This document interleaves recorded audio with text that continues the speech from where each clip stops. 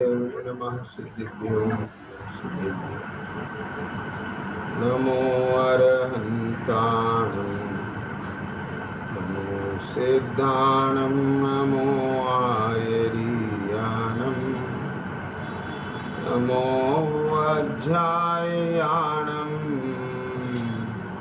नमो लोये सवसाहुनं तीन भुवन में सार वीतराग विज्ञानता शिव स्वरूप शिवकार नमो समाधि।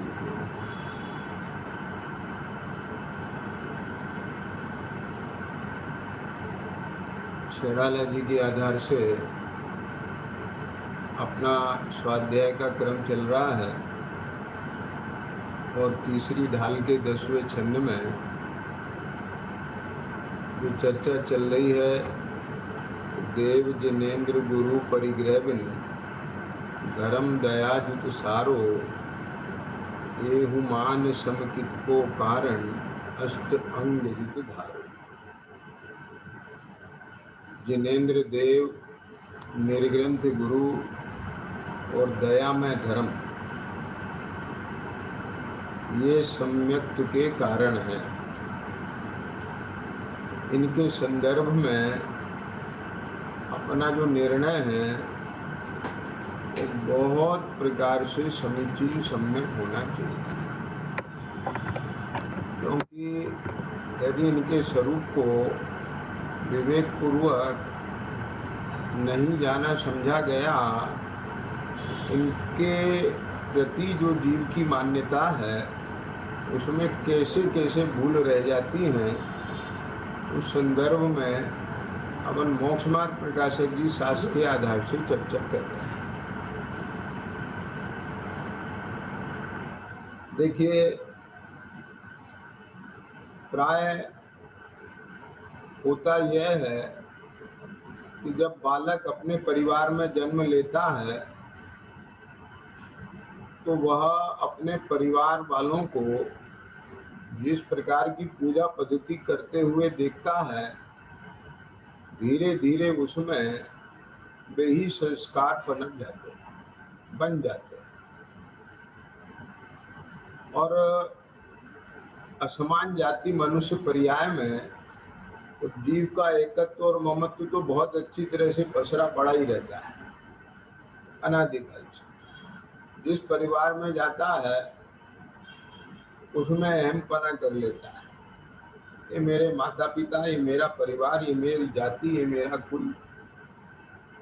अब आगे जो 8 मत की चर्चा आएगी उसमें जाति मत कुल मत की चर्चा आएगी।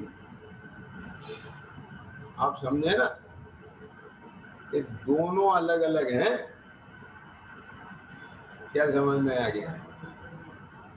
मने पिता के कुल का तो मद होता ही है, लेकिन ननिहाल का भी मद होता है। क्या समझ में आ गई? वहां का भी पक्ष रहता है जीव को। वहां विस्तार से अपन चर्चाओं को लेंगे सब, तब 8 मत की चर्चा आएगी। यहाँ पर तो ये बात सिर्फ इस रूप में कह रहा हूँ कि वो जिस प्रकार की पद्धतियाँ, पूजा पद्धतियाँ, परंपराएं देखता है, सुनता है, वो उसको ही उस रूप में वह ग्रहण कर लेता है। लेकिन यहाँ पर ये कुल परंपरा से ऊपर उठ करके चर्चा चल रही है। ख्याल में आ गया ना? ये तीसरी ढाल के जो प्रारंभ हुआ है वो यहाँ से हुआ है, आत्म को ही कहे सुख सोच। ख्याल में आ गया ना? मने तू आत्मा बन। तो आत्मा नहीं हूं क्या जो मुझे बनना पड़ेगा? ये आत्मा है, लेकिन अपने को आत्मा रूप में न जान करके अनात्मा जान रहा है। तन उपजत अपनी उपज जान, तन नसत आपको नाश मान। आप बात समझ गए ना? माने ये एक बहुत बड़ा कार्य है कि जहां एक जीव अपने आप को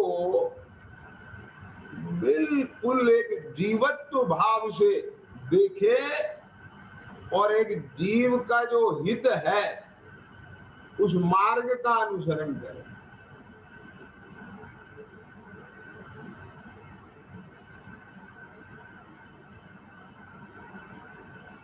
समझ में आए?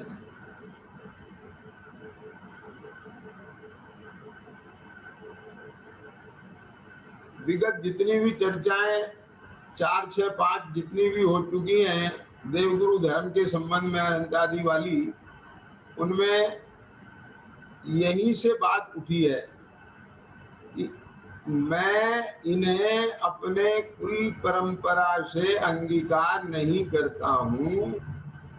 यद्यपि ये मुझे मिले हैं, लेकिन तो भी मैं विवेक से ये इनको इसलिए मैंने परीक्षा द्वारा विवेक पूर्वक विचार करके निर्णय किया है, ये मेरे आदर्श हैं।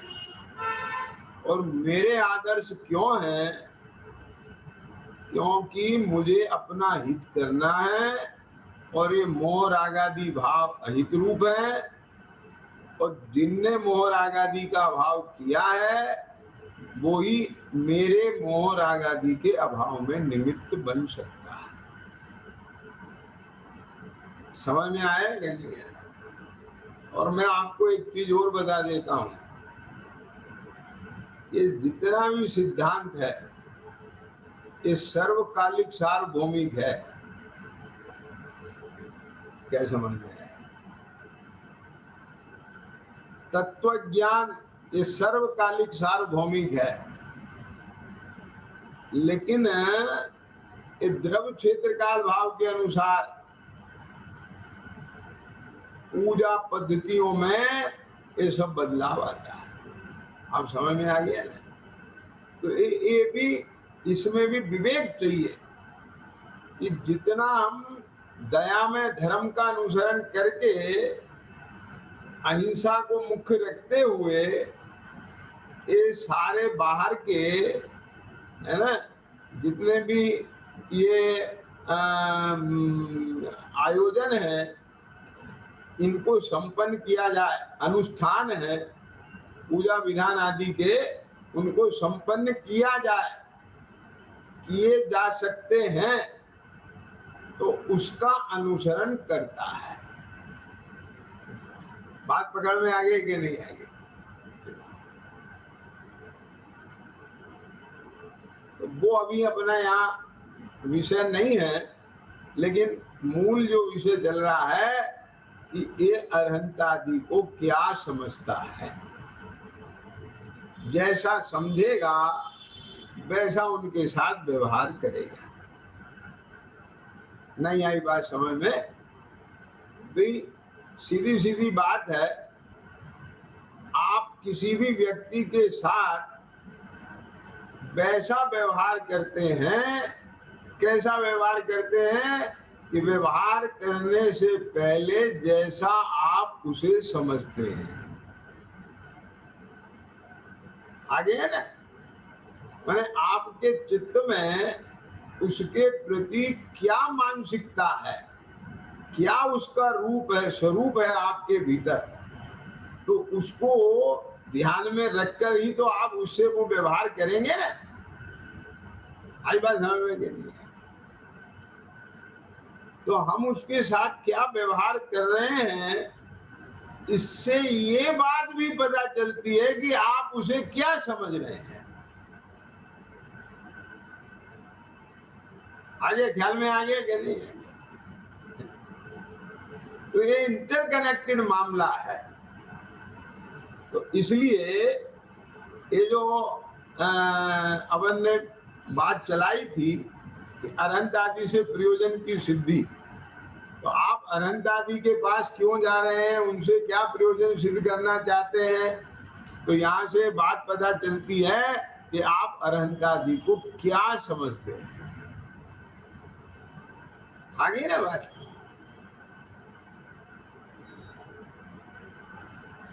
मेरा मतलब समझ में आया? बहुत सारी मानसिकताएं होती हैं इसमें।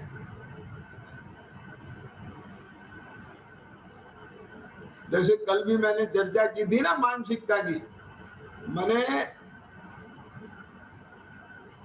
ये पंच कल्याणक में क्यों जा रहे हो आप? साहब देखो, बहुत लोग चारों तरफ से आते हैं, पंच कल्याणक भी देखने के लिए मिल जाती है और सबसे मिलना भी हो जाता है। क्या समझ?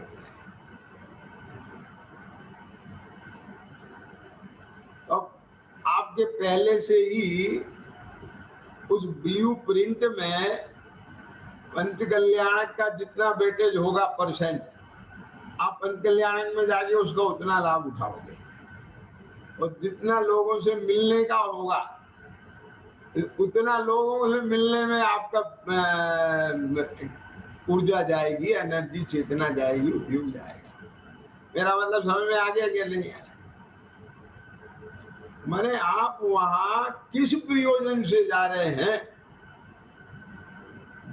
तदनुकूल ही आपका जो चेतना का प्रवाह है वो उसी प्रकार से ही उधर झुकेगा, जाए, वहां उतना जाए।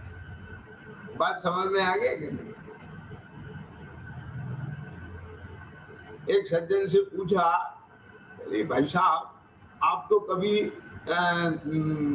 1000 रुपया भी खर्च नहीं करते थे, ये आपने 21 लाख रुपए की बोली ली। पुरानी बात बता रहा हूं मैं। बोले साहब वो बात क्या है कि वो लड़का जवान हो गया है, क्या समझ में आ गया? क्यों? तो अब समाज को कैसे पता चलेगा? अब 21 लाख रुपए की बोली लेकर 2-4 करोड़ का रिश्ता तो लेना है ना। अब ये ऐसी मानसिकता, ये मैं कोई कल्पना की कहानी नहीं बता रहा हूं, ये हकीकत बता रहा हूं। तो सबके साथ नहीं होती, 1000 में एक आध जना ऐसा भी मिलता है, क्योंकि मुझे मिला है, ये चीज देखने में आई है, आई समझ में। तो मतलब यहां तक की भी तो सोच बन सकती कि नहीं बन सकती? तो अब ये सब प्रयोजन हो गए आपके, क्या समझ में आ गया? तो कल ये चर्चा की थी कि ये सब प्रयोजन तो बहुत पाप रूप है, क्या समझ में आ गया? ये तो बहुत खोटे अभिप्राय के लिए आप कर रहे हो, दिखावा, प्रदर्शन और सब चीजें, व्यापार धंधा चलाने के लिए और सब बातों के लिए, ये तो अच्छी नहीं है। लेकिन कदाचित अपने जीवन में प्रतिकूलताओं को मेटने के लिए, अनुकूलता को बनाए रखने के लिए भी, इंद्रिय सुख सामग्रियों को जुटाने के लिए भी जो अरहंत आदि की पूजा आराधना करते हैं, यद्यपि अरहंत आदि से इस प्रयोजन की सिद्धि होती है, लेकिन पंडित जी क्या कहते हैं, किसके होती है? अरहंत आदि से नहीं होती है, तेरे परिणामों की विशुद्धता से। परंतु इस प्रयोजन से कुछ भी अपना हित नहीं होता। ये क्यों नहीं होता? क्योंकि यह आत्मा कसाय भावों से बाह्य सामग्रियों में इष्ट अनिष्टपना मानकर स्वयं ही सुख दुख की कल्पना करता है। ख्याल में आ गया ना? और अगर अंदर में कसाय ना हो तो बाह्य सामग्री में कुछ भी सुख दुख देने की सामर्थ्य नहीं है।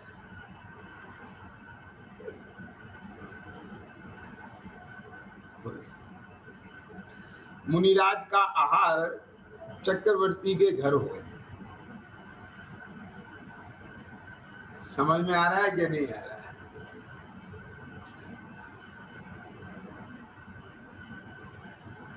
बोलो भैया, चक्रवर्ती की बात तो जाने दो। शरत धनपाल जी, अगर प्राइम मिनिस्टर आपको न्योता दे दे, भोजन पे नहीं, वैसे ही, समझ में आ गया ना? तो अब बोलो क्या हो मन में? आप समझ गए ना? क्यों विपिन जी बोलो? अगर प्राइम मिनिस्टर का फोन आए कि आपको याद किया है, पीएमओ ऑफिस से आए, प्राइम मिनिस्टर का सीधा नहीं। समझ में आया कि नहीं? तो बोले आपको पीएम साहब याद कर रहे हैं, तो वो कितना अपने को समझेगा होगा। लेकिन जहां चक्रवर्ती छहखंड का अधिपति अपने राजमहल के द्वार पर बस सर्व आभूषण राशि चिन्ह छोड़कर नंगे पांव हाथ जोड़े, ख्याल में आया कि नहीं आया? चरणों में साष्टांग नमस्कार करके आपको कहे कि हे स्वामी, अत्रो अत्र त्रिस्ति आहार जल शुद्ध है, आप पधारें, इतना अनुनय विनय करके उनकी पूजा उतार के 3 प्रदक्षिणा दे के नवदा भक्ति से और उन्हें अपने राजमहल में लेके जाए, माथे पर बैठाल के। समझ में आ गया ना? तो उन मनीषियों को कितनी खुशी होती होगी, सोचो आप। क्या कह? हाँ, इंदू जी कह रहे नहीं होती, धनपाल जी कह रहे नहीं होती। नहीं होती क्यों? क्योंकि कसाय के बिना बाह्य सामग्री कुछ भी सुख दुख दाता नहीं है। आगे समझ में क्या नहीं आएगी? इस चक्रवर्ती के महल कुछ सुख नहीं देते।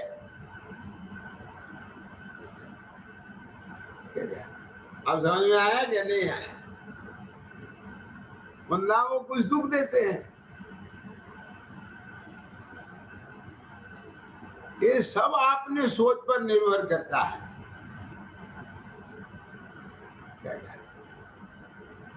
तो इसलिए जो कसाय है वो सर्व आकुलता में है, सर्व आकुलता में है। ये लाइन इतनी गजब है, यानी समझ लो ये ऐसा सूत्र है कि आंख मीच के कह दो, जहां कसाय है वहां नियम से आकुलता है।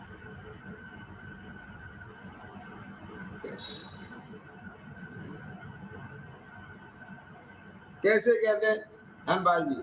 ये जहां धुआं है वहां नियम से अग्नि है, क्योंकि धुआं बिना अग्नि के नहीं निकलता। धुएं के बिना अग्नि तो देखी जा सकती है। माता ने देखी थी ना सपने में, कौन सी अग्नि देखी थी? निर्धूम अग्नि देखी थी, वो धुआं रहित थी। लेकिन आज तक किसी ने अग्नि के बिना धुआं नहीं देखा। बिना काई के जल देखा जा सकता है, लेकिन जल के बिना काई नहीं होती। समझ में आ गया ना? हल्की भी नमी जरूर होगी काई के लिए। तो ऐसे ही समझ में आया क्या नहीं आया? कसाय है तो आकुलता नियम से होगी, क्योंकि जहां खारापन है वहां नमक है, क्योंकि सर्व नमक खारापन से युक्त है। आगे आने समझ में?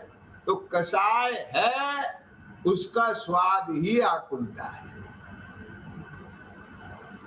अब देखो, अभी एक दो दिन में एक साधर्मी ने मेरे से चर्चा की थी इस संदर्भ में, तो बोले भाई साहब ये बात हम पढ़ते हैं, ये सब इच्छा दुख रूप है, आकुलता रूप है, राग आकुलता रूप है, कषाय आकुलता रूप है, लेकिन हमको कुछ इच्छाएं आकुलता रूप लगती हैं और कुछ इच्छाएं आकुलता रूप नहीं लगती। ख्याल में आ गया क्या नहीं आया? तो मैंने उसको कैसे समझाया वो मैं आपको यहाँ कोट करता हूँ।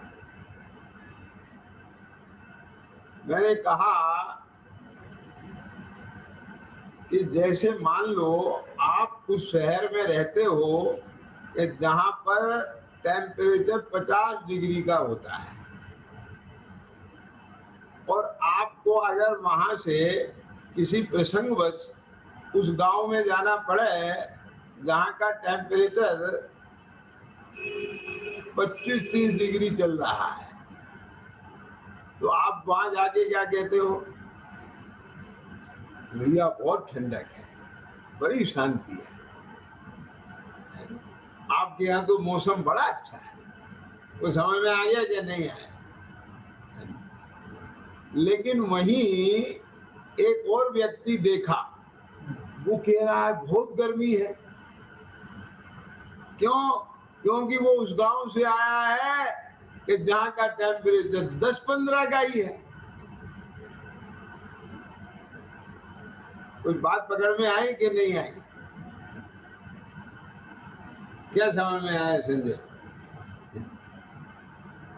अब आपसे बोलो, भगवान की भक्ति, प्रवचन सुनना, प्रवचन करना, बोलो ये आकुलता रूप है? क्या कहा? समझ गए ना? एक व्यक्ति जो विषय कषाय राग द्वेष विकल्पों के आग में से आया है 50 डिग्री के टेम्परेचर से, और वहां मंदिर में भक्ति चल रही है, प्रवचन चल रहा है, उसे आकर के अरे यार देखो कितना आनंद है, कितना अच्छा है, क्या क्या?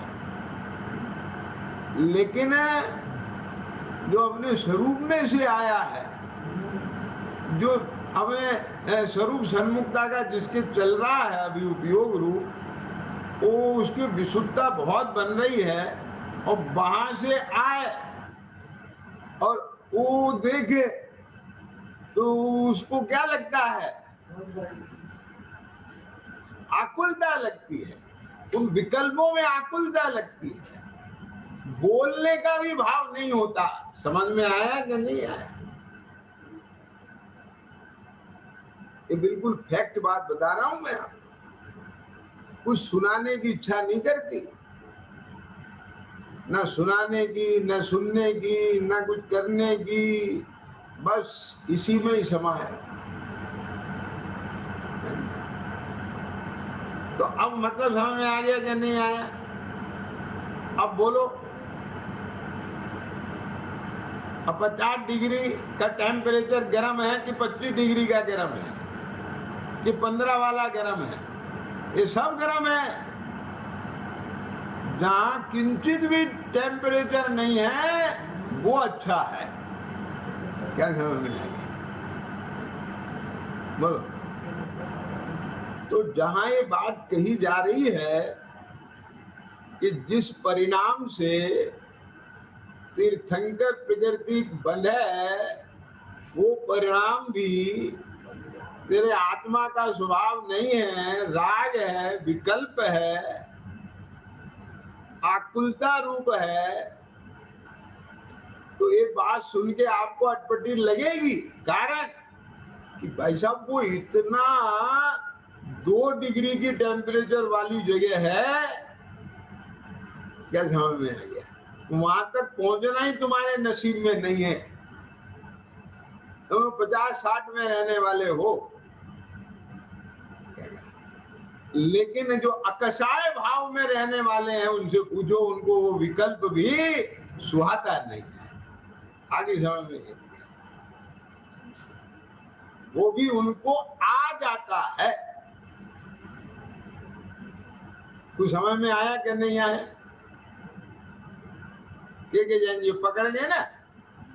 तो मतलब कहने का ये है कि इसलिए मैंने उसे कहा, बेटा अभी तुम इस सारी चीजों को ऐसे प्रैक्टिकल करके देखोगे ना, तो तुम्हें वहां मैचिंग नहीं मिलेगी। कि तुम सोचो कि भगवान की भक्ति भी आकुलता रूप लगने लग जाए हमें। क्या समझ में आया ना? कि हाँ लग जाएगी। यदि तुम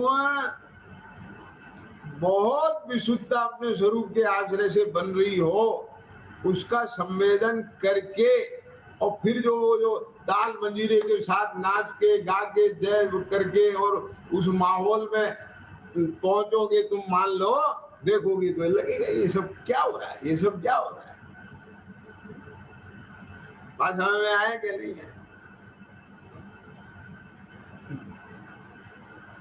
समझ में आया?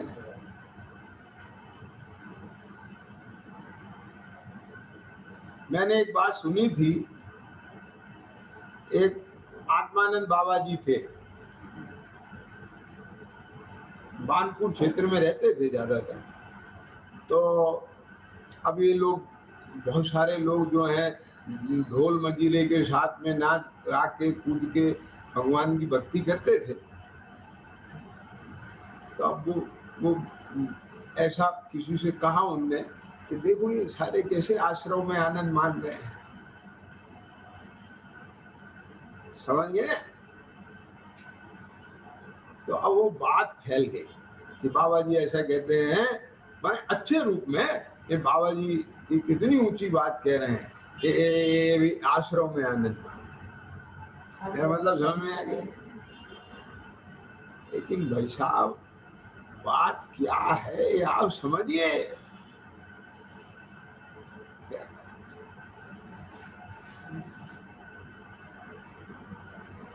आचार्य ने जो प्रतिक्रमण को विष्कुंभ कहा है, तो वहां ये बात लिखी है कि जब प्रतिक्रमण का परिणाम विष्कुंभ है, तो अप्रतिक्रमण का परिणाम तो आप समझ लीजिए क्या होगा।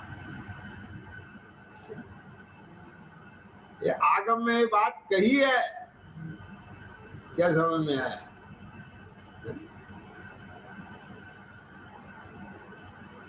अरहंतादि की भक्ति का जो भाव है उससे युक्त ये भक्ति मुक्ति का कारण है, ऐसा जिसको लग के वो भक्ति में पिवटता है। क्या समझ में आ गया? उसे ही पर समय कह दिया है। तो जो विषय कषाय में प्रवृत्त रहे हैं उनको तो पर समय जानना ही। कुछ आई बात समझ में कि नहीं आई? क्या कहें? लेकिन लोग उसका आशय, विवक्षा, प्रयोजन ये सब नहीं पकड़ पाते। और बस अब मालूम क्या हुआ कि बाबा जी ने तो ये बात कही कि देखो ये कैसे आश्रम में आनंद मान रहे हैं। अब वो मान लो उनने सहज भाव से कह दी, या बाबा जी मान लो अपनी सामायिक में से उठ के आए शांति में से। अब उनने देखा है कैसे हाव में उसमें लग के मजा ले रहे हैं, इन्हें पता ही नहीं असली आनंद मजा कहाँ है। यहाँ आके देखो ना। क्या समझ, अब आप समझ में आया कि नहीं आया? लेकिन वो बात जिनने सुनी उनने उस बात को कह कह के आनंद मानना चालू कर दिया। क्या कह गए हमें? चित्रू पकड़ाई कि नहीं है?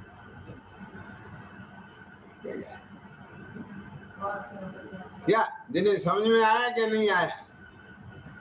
ये बहुत ऊंची बात है, बहुत ऊंची बात है। अब उस बात को कहने में आनंद मानने लगा। अरे प्रभु, बात ये नहीं है, बात को समझिए। तुम जितने टेम्परेचर में खड़े हो उसकी अपेक्षा से जितनी मंदता आई है वो भी एक प्रकार से विशुद्धता में गर्भित शुद्धता है। क्या क्या ये समझ में आया क्या नहीं आया? क्या समझ में आई बात? आपके पास ग्रंथ तो है ना? है? क्या कहा? ये आप पढ़ना इसे। बनारसी दास जी की भी एक चिट्ठी है। जैसे पंडित टोडरमल जी साहब की चिट्ठी है, रहस्यपूर्ण चिट्ठी, ऐसे ही उपादान निमित्त की चिट्ठी है, पंडित बनारसी दास जी द्वारा लिखी गई। क्या समझ में आई बात? और इसी ग्रंथ के आखिर में है वो छपी हुई, तो उसे आप पढ़ेंगे ना तो उसमें आएगा। क्या कहा? गर्भित शुद्धता। मेरा मतलब कहने का ये है कि आप भाई बात समझिए, है ना? पंडित जी ने भी, अब वो तुम जब 50 डिग्री से 40 में आओगे तो तुम्हें तो अच्छा लगेगा ही, वहां पर ठंडक लगेगी। क्या समझ में आया? अब मैं आपसे पूछता हूँ, बोलो, कभी आप हिल स्टेशन पे गए कि नहीं गए? हिल स्टेशन से मतलब समझ गए ना, तारंगा जी भी गए हैं वंदना के लिए, वहां भी ठंडा है ना प्रदेश। क्या समझ में आ गया? तो हिल स्टेशन में ठंडे प्रदेश पे गए हैं तो वहां आपको एकदम जाते ही ठंड लगती है और फिर धीरे धीरे नॉर्मल हो जाता है। समझ में? और वहां से वापस अपने गांव में आओ तो ऐसा लगता है कहाँ भट्टी में आ गए। और 10-5 दिन 15 दिन के बाद क्या होता है फिर? धनपाल जी बोलो। वाह, समझ में आएगी? क्या कहते हैं उसे? एज यूजुअल हो गए, क्या कहते हैं? फिर वैसे हो जाते हैं। कुछ आई समझ में कि नहीं आई? बोलो। अरे तुझे वहां भट्टी लगी है तो उसका लगना माने तब है कि तू वापस फिर वहीं जा। ख्याल में आया? नहीं तो कम से कम उसकी प्रतीति तो रहना चाहिए ना, बार बार वहां जाने की भावना तो होना चाहिए ना। क्या कहा?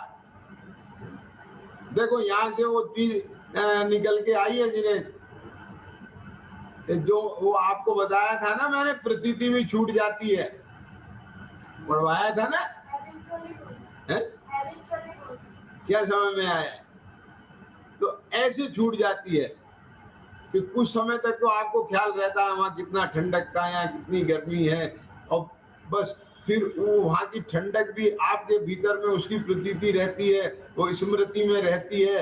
समझ में आया? बार बार उसके बल पे जाने का भाव होता है और फिर कुछ समय बाद आप वहां इतने हैबिचुअल हो जाते हैं कि वो प्रतीति आपकी छूट जाती है और बस हल्का फुल्का कोई ख्याल रह जाता है कि यहाँ ठंडा था, कैसा ठंडा था, क्या था, वो सब आउट हो गया। आई समझ में कि नहीं?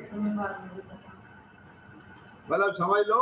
और फिर उसके बाद वो कोई जीव तो ऐसा बिल्कुल फिर भूले गया, बिल्कुल ऐसा जैसे पहले मस्त था वैसे मिथ्यात्व में चला गया, वो गैर मिथ्यात्व में भी चला गया। आई समझ में कि नहीं आ गया? तो इसलिए अपने आप को इतना पुख्ता रखना है निरंतर तत्वाभ्यास में।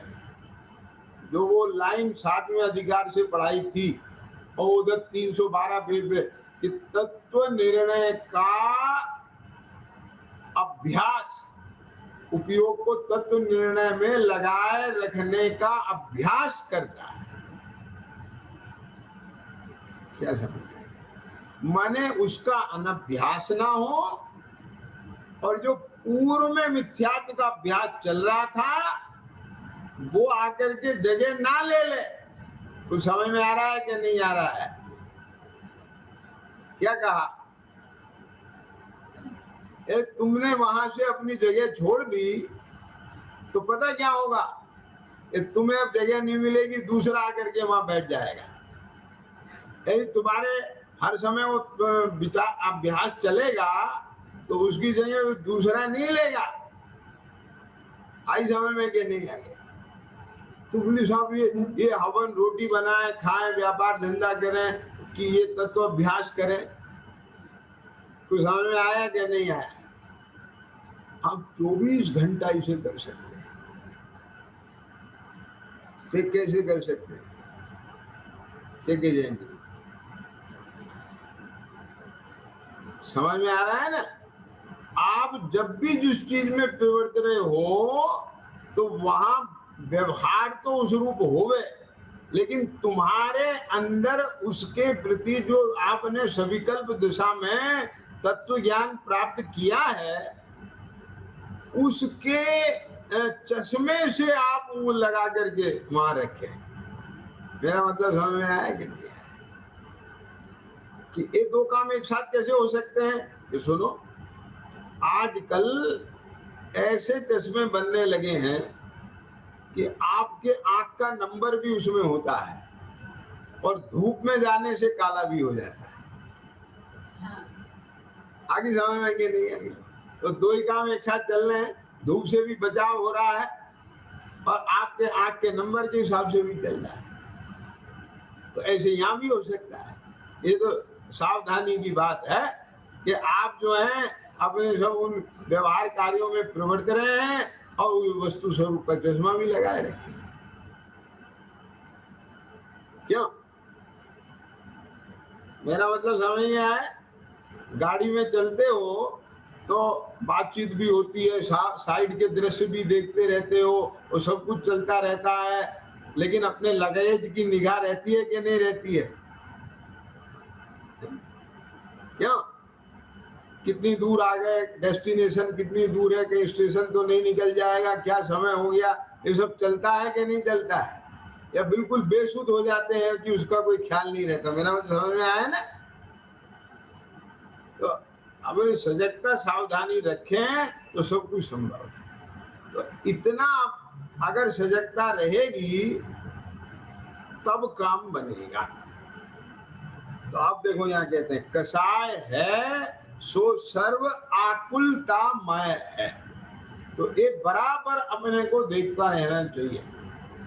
इसलिए इंद्रिय जनित सुख की इच्छा करना और दुख से डरना यह भ्रम है। आ गया ख्याल में? पुनश्च इस प्रयोजन के हेतु अरहंतादि की भक्ति करने से भी तीव्र कषाय होने के कारण बोलो पाप बंद ही होता है। अब बोलो क्या कह रहे हैं बड़ी? क्या कह? अभी अटपटी लगेगी कि नहीं लगेगी बात? इस प्रयोजन के हेतु अरहंतादि की भक्ति करने से तीव्र कषाय होने के कारण, क्या मतलब हुआ इसका? यानी आपको अपने इंद्रिय सुख के प्रति, सुनना ध्यान से, इतनी तीव्रता है कि उसकी पूर्ति के लिए क्या समझ में, जो अपनी सारे इंद्रिय सुखों को छोड़कर, अनुकूलताओं को छोड़ के गए, उन्हें ही उसकी पूर्ति के लिए पकड़ लिया।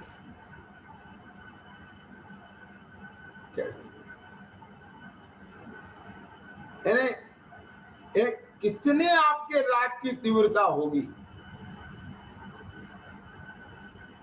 समझ में आ गया भाई?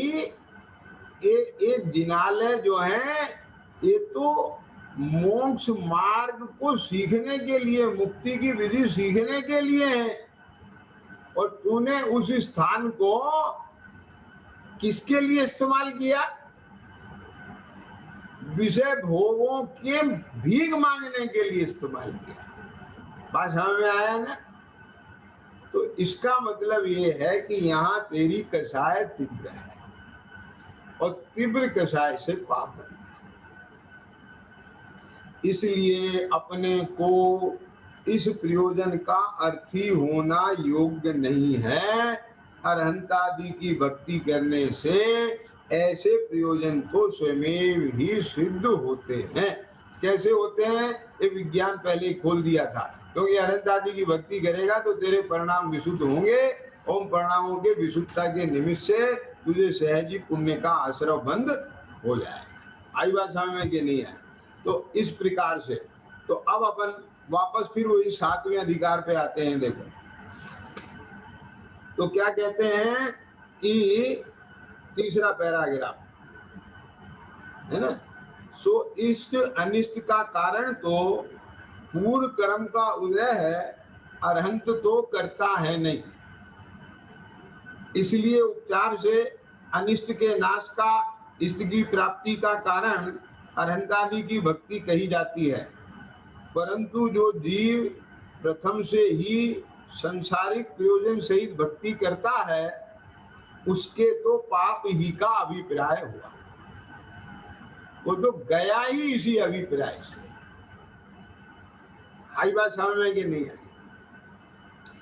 कांक्षा विचिकित्सा रूप भाव हुए।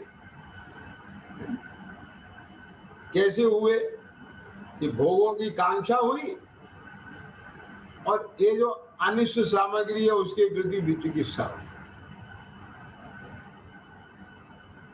उनसे पूर्व पाप के संक्रमणादि कैसे होंगे, इसलिए उसका कार्य सिद्ध नहीं हुआ। कितने ही जीव भक्ति को मुक्ति का कारण जानकर वहां अति अनुरागी होकर प्रवर्तते हैं। अब उनने शास्त्र में पढ़ा, पूजा में भी आती है ना, कौन सी लाइन आती है देवसाज गुरु की पूजा में? भक्ति वर्णों का सही, क्या कहा?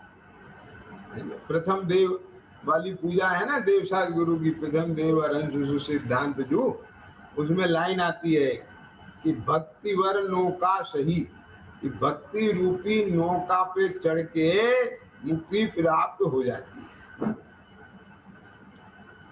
लेकिन उसका भी आशय ज्ञान में होना चाहिए। एक कैसे कि वो परंपरा से है, क्योंकि वो साधन है।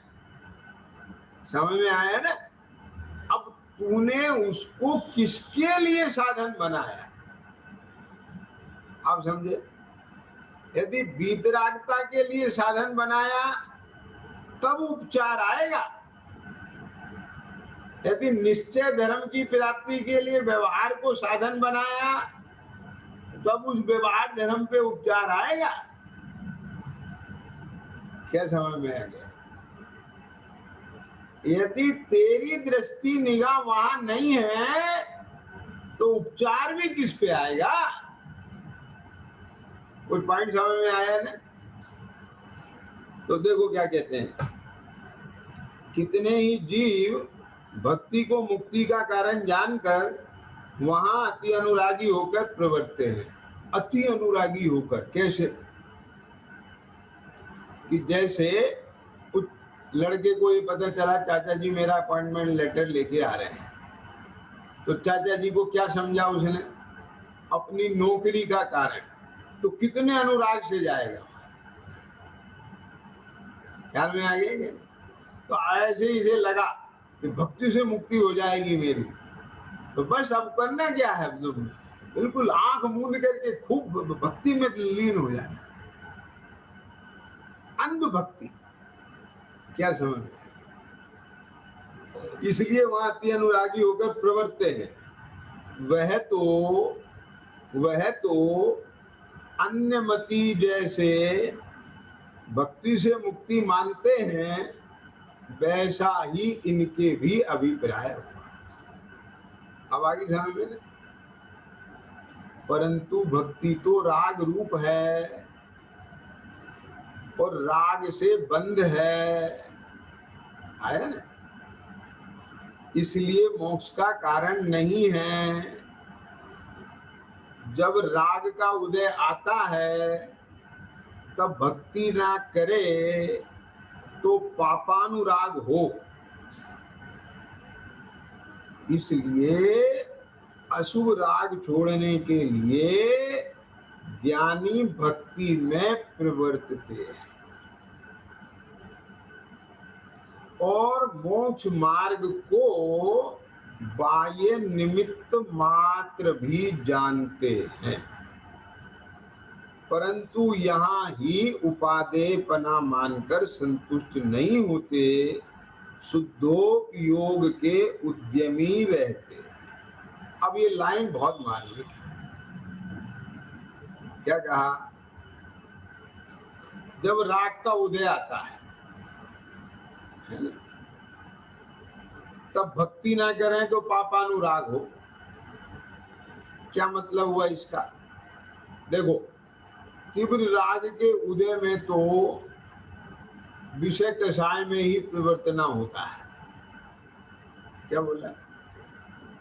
और मंद रागादि सहित या तो विषय कषाय में प्रवर्ते या व्यवहार धर्म में प्रवर्ते।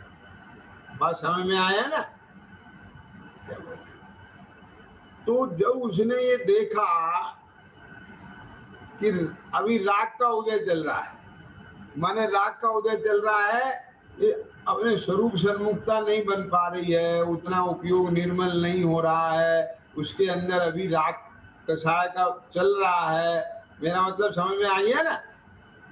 तो बोले इस समय अपने उपयोग को देखो, ध्यान से सुनना। यहाँ तो लग नहीं पा रहा है, अपने भेद ज्ञान में नहीं लग पा रहा है, भेद ज्ञान नहीं चल पा रहा है, स्वरूप सन्मुखता नहीं चल पा रही है, एक तत्व विचार में भी नहीं उतना उपयोग लग रहा है, तो क्या करें फिर?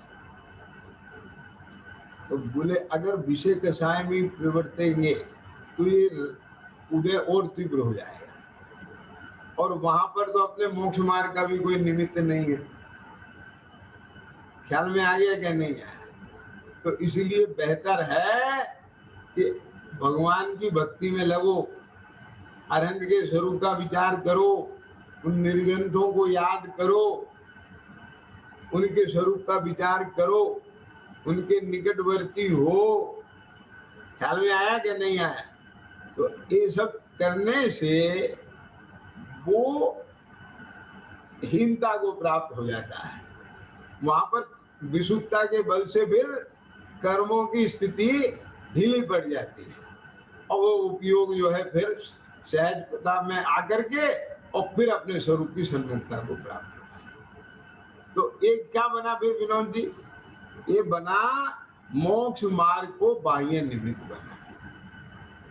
लेकिन जिसके ज्ञान में, जिसकी श्रद्धा में ये लक्ष्य है, परमार्थ है, वो इसको उसके साधन के रूप में बनाएगा तो परमार्थ को प्राप्त हो जाएगा।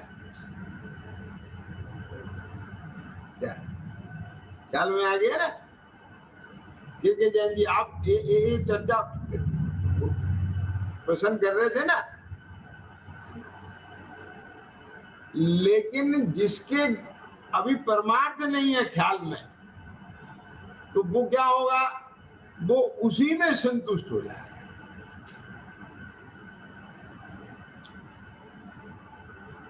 कुछ आया समझ में कि नहीं आया?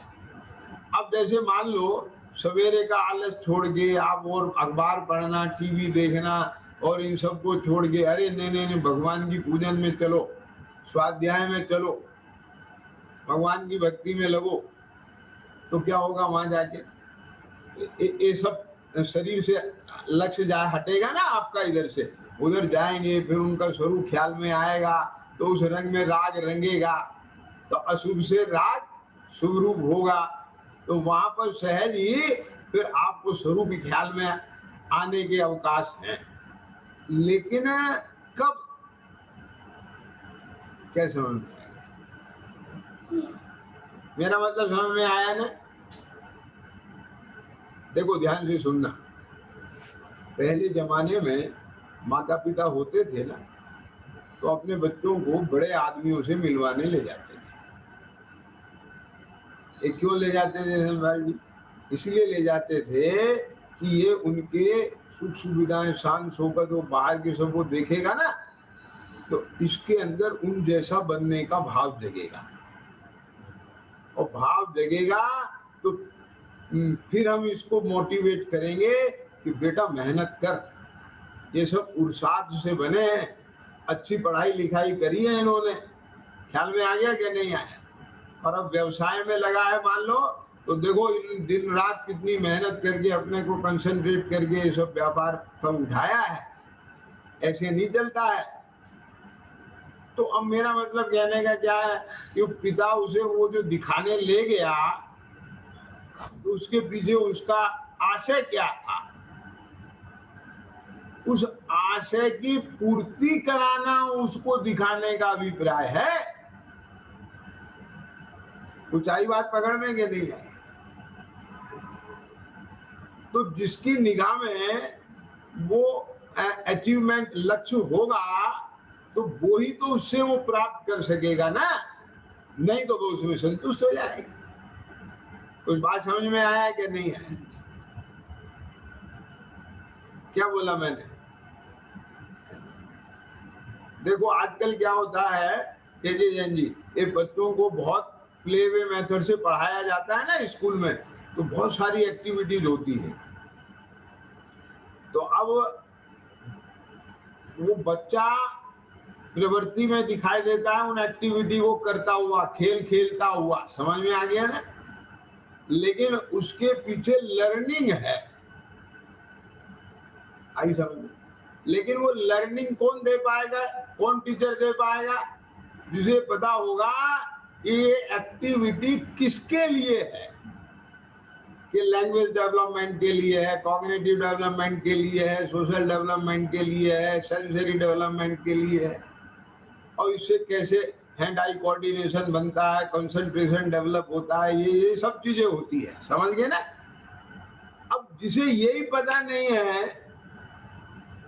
क्या कहा, तो वो तो उसे वो सब करा देगा, जैसे जैसे उसने दूसरों को करते हुए देखा है वैसे वैसे उस बच्चे को करा देगा, और बच्चा भी जो है घंटा आधा घंटा उसे सबको करके और उसमें से बोर हो जाएगा, और समझ में आया अब उसे दूसरा चाहिए, तीसरा चाहिए, अब वो अपने घर आ जाएगा। क्या सीखा उससे?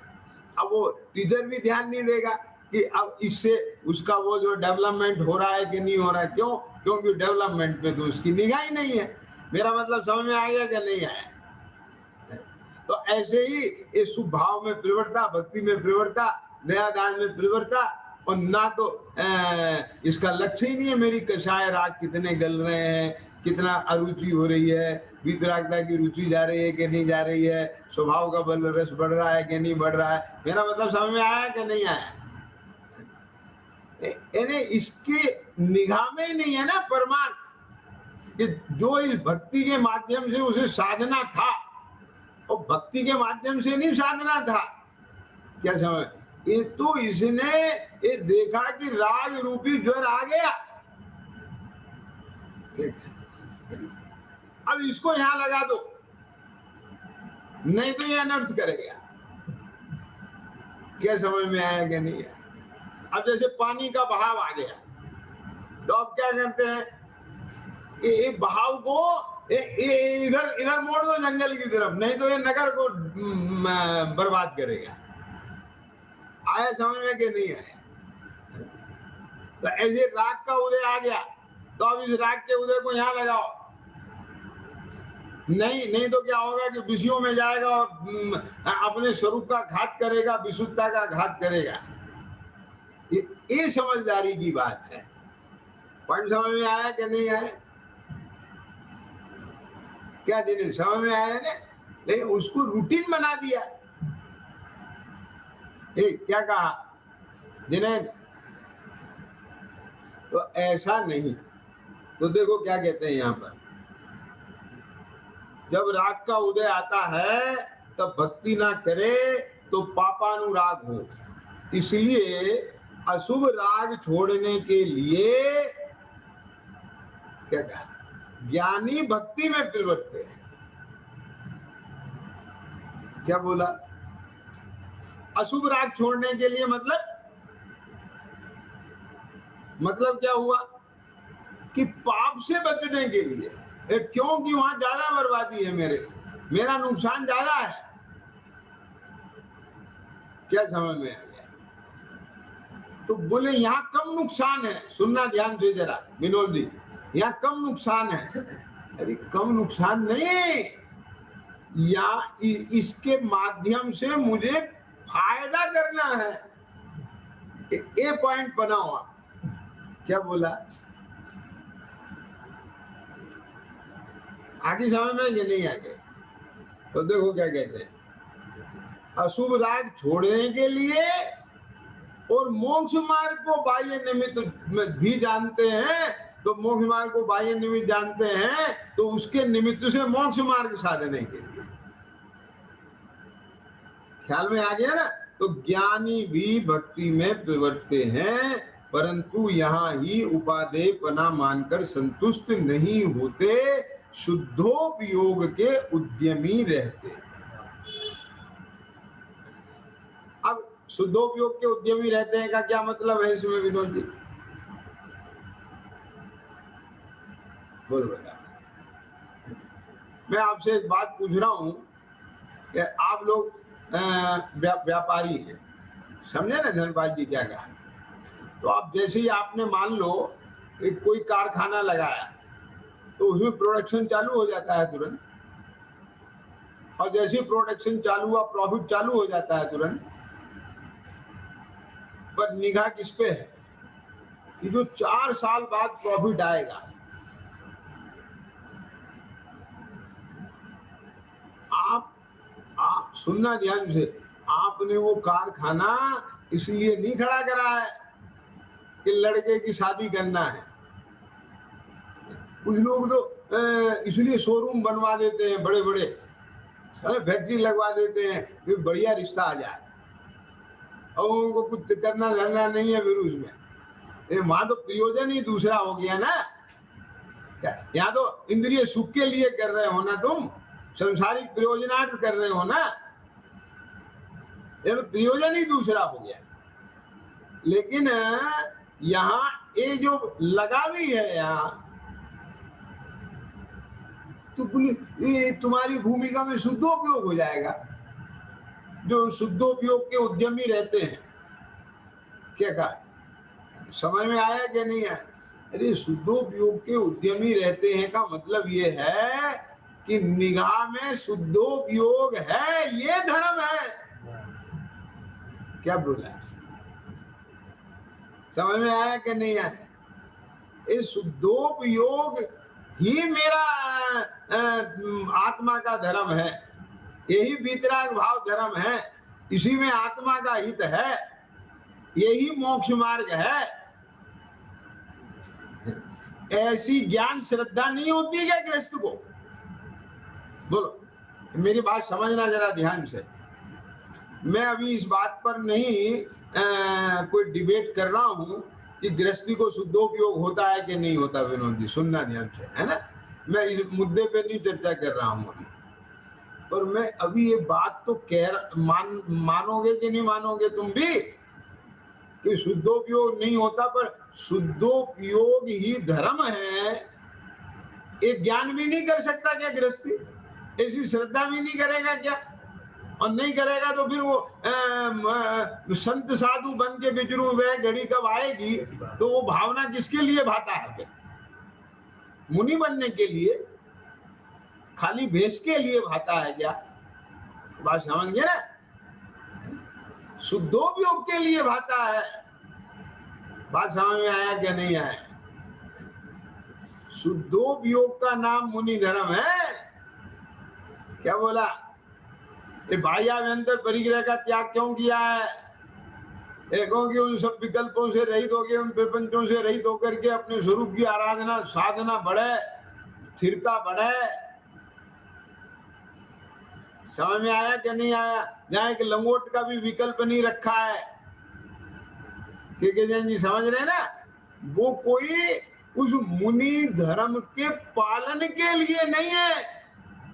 क्या कहा? ये शुद्धोपयोग के लिए है सब कुछ। क्या कहा? अब ये बात जिसको नहीं पता है, जिसकी समझ में नहीं आएगी, तो उसको तो हमारी बात ऐसी लगेगी पगले पने जैसी कर रहे हो। तुम क्या कह रहे हो? क्या समझ में आ गया? बोलो बताओ। आप बोलो, दो 4 साल आप धैर्य रखते हैं कि नहीं रखते हैं? बोलो। मान लो आपको अभी आगे जाकर के आपको करोड़ों रुपए का प्रॉफिट होने वाला है, और अभी आपको बस 1000 ही बच रहे हैं, मान लो मुश्किल से खर्चा काट के, तो आप उसे प्रॉफिट मानते हैं कि नहीं मानते? कुछ भी नहीं बच रहा है। अब आपका अकाउंटेंट कहे साहब आपको 10 रुपए तो बच रहे हैं ना साल भर में, ये 10 रुपए कुछ होते हैं क्या? जो धंधा हमने डाला है वो तो करोड़ों रुपए वाला है, तो उसके सामने 10 रुपए कुछ होते हैं क्या? मेरा मतलब समझ में आया कि नहीं आया? लेकिन हो तो रहे ना, तो वो कोई गिनती नहीं है ना उसकी। क्या समझ में आया कि नहीं है? अभी उसको अंश प्रकट हुआ है, उसका स्वाद चखा है, लेकिन जहां धुआंधार क्षण क्षण में शुद्धोपयोग वर्तता है, आप बात समझिए, उसके सामने ये कुछ है अभी नहीं है। लेकिन उद्यमी अभी भी ये गृहस्थ शुद्धोपयोग का ही है। क्यों? क्योंकि इसको निरंतर अंदर में उस शुभ उपयोग के प्रति हेता श्रद्धा अनुरूप रहती है। क्या बोला विनोद जी? क्या कहा? उसके प्रति हेयत्व का भाव श्रद्धा रहना भी शुद्धोपयोग का उद्यम है। और ये बात पकड़ में कैसे आए? ये क्यों है वो शुद्धोपयोग का उद्यम? यदि हेयत्व ना हो तो वो यहीं संतुष्ट हो जाएगा। क्या बोल दिया हमने? काफी समझ में क्या नहीं आगे? मैंने अभी जो एग्जाम्पल दिया था ना जिन्हें, कि वो जो बच्चे खेल खेल में पढ़ाई के लिए बने थे स्कूल, और वो खूब अच्छा आता है और खूब खुशी के साथ 2-3 घंटे खेलता है, बच्चा चला जाता है। लेकिन वो खेल किसके लिए? खेलने के लिए है कि सीखने के लिए है? आवाज समझ में आया ना? अब वो टीचर के दिमाग में नहीं है, घर वालों के दिमाग में नहीं है, तो क्या सीखेगा? बात समझ में आया? तो यहां कहते हैं परंतु यहां ही माने वो भक्ति में ही उपादेयपना मानकर संतुष्ट नहीं होते, शुद्धोपयोग के उद्यमी रहते हैं। यानी अंतर में उससे भेद ज्ञान रहना और दृष्टि में शुद्धोपयोगी धर्म है, शुभोपयोग आश्रव बंध का कारण है, ऐसी श्रद्धा का रहना ये भी शुद्धोपयोग का उद्यम है। शुद्धोपयोग की भावना बनी रहना ये भी शुद्धोपयोग का उद्यम है। और जितना बने भगवान की भक्ति में, भगवान को देखते देखते अपना भी भावी भाव उस रूप दिखने लग जाए, ऐसा ही स्वरूप मेरा है, ये दशा प्रकट करने की मैं पूरी सामर्थ्य क्षमता है, मैं भी अपने स्वरूप के आश्रय को बढ़ा करके ये दशा प्रकट करूंगा, ये सब शुद्धोपयोग का उद्यम है। क्या विनोद समझ में आया कि नहीं? और शुद्धोपयोग के उद्यम में नहीं जाएगा? बोल क्या कहे? अब मुझे बताओ, आपने अभी जमीन खरीदी है, तो कोई पूछे आजकल क्या कर रहे हो? बोले साहब फैक्ट्री लगा रहे हैं। फैक्ट्री का काम चल रहा है, अभी माल बनना ही नहीं शुरू हुआ, फैक्ट्री का काम चल रहा है। मेरा मतलब समझ में आया कि नहीं आया? तो ये शुद्धोपयोग के उद्यमी रहते हैं। अब इसमें सारे लोग आ जाएंगे, नीचे के चौथे गुण स्थान से लेके और छठवें गुण स्थान तक, और सात में से ऊपर वाले तो सब शुद्धोपयोग में है ही। विनोद जी समझ में आया ना क्या बोला? क्या कहा? वे तो शुद्धोपयोग रूप है ही। शुद्धोपयोग के उद्यमी तो नीचे वाले होंगे। तो इसका सीधा सीधा अर्थ ये है कि जिन्होंने अरहंत आदि को मोक्ष मार्ग का निमित्त समझा है, उनकी देशना से अपने स्वरूप को समझ के उसका अनुभव करके मुझे भी दशा को प्रकट करना है। यानी जो पहले चर्चा चली थी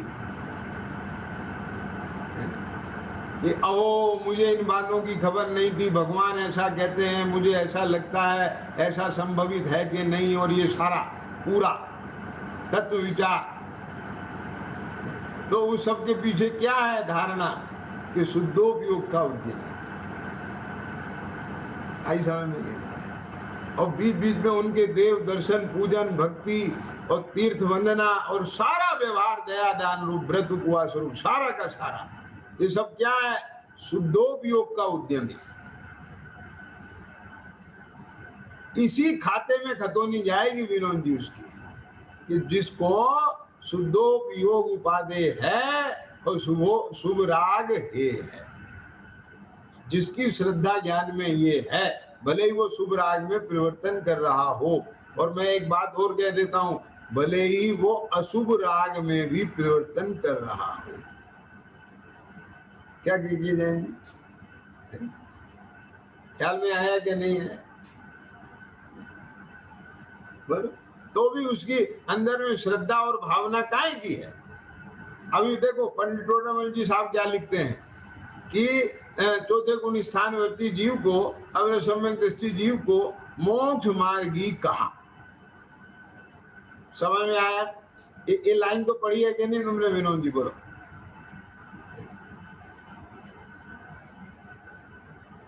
उपचार से कहा। तो उपचार से क्यों कहा?